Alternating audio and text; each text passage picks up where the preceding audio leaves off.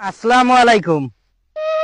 আমার যত friend follower আছেন সবাইকে আমি সালাম দিলাম, আমার সালাম গ্রহণ করবেন। এবং হিন্দু দাদা ভাইরা থাকলে নমস্কার।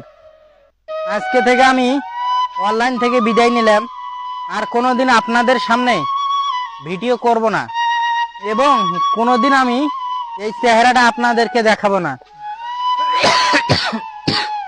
কারণ নেট জগতে সবাই ভালোবাসা পায়, ভালোবাসে সবাই পায়, ঘৃণের পাত্র হয়ে দিন শেষে আমি মামুনটাই আছি। আপনারা সকলে ভিডিওগুলো দেখেন। আমাকে ফলো করেছে কয়জন? 5228 জন ফলো করেছে। আমি 7500-র উপরে ফলো করেছি। তাহলে চিন্তা করে দেখেছেন কে এরকম ফলো করে? অথচ দিন শেষে আপনাদের মতন মানুষেরাই বলে তুই শুধু টিকটক ভিডিও করে বেড়াস। এই জন্য আজকে থেকে আমি ভিডিও জগৎ থেকে বিদায় নিলাম। যদি কোনোদিন ভুল করে থাকি ক্ষমার দৃষ্টিতে তাকাবেন। সকলে ভালো থাকবেন, সুস্থ থাকবেন। আসসালামু আলাইকুম। হে আল্লাহ, তুমি তো জানো, তুমি তো আমার সবকিছুই জানো। আমি আর কোনোদিন এই নেট জগতে ফিরতে চাই না। আল্লাহ, তুমি দেখে রাখো, আমি যদি কোনো অন্যায় করে থাকি তার শাস্তি তুমি আমাকে দিও, এবং যারা আমার বাবা মাকে গিয়ে লাগাইছে তাদেরকেও তুমি শাস্তি দিও। জীবনে বেঁচে থাকলে আর কোনো দিন অনলাইন জগতে ফিরবো না।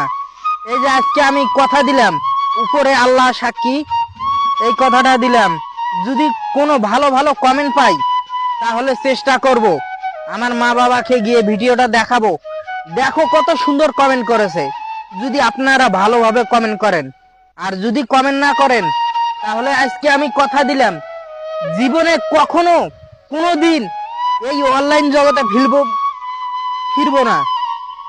আপনারা কি একটা জিনিস জানেন, কতটা কষ্ট পাইলে একটা ছেলে মানুষ কান্না করতে পারে? কারণ আপনারা সকলে আমার ভিডিও দেখেন, কেউ সেরকম কমেন্ট করেন না। আর আমার ভবানীপুরের লোকেরা বলে আমি নাকি তাদেরকে ভ্যানে নেই না। এই কথা বলে আমাকে তারা প্রতিনিয়ত আমার ফ্যামিলি থেকে কষ্ট এবং কথা শুনে। এই জন্য আমি আর কোনোদিন এই নেট জগতে ফিরবো না। যদি কোনোদিন আপনাদের কাছে ভুল করে থাকি, ছোট ভাই কিন্তু যে কোনো কিছু মনে করে ক্ষমা করে দেবেন।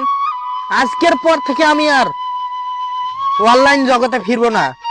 যদি আপনারা সুন্দরভাবে কমেন্ট করতে পারেন, আমার মাকে গিয়ে কমেন্টটা দেখাবো এবং আপনাদের জন্য আমি হয়তো আবার ভিডিও করতে পারি।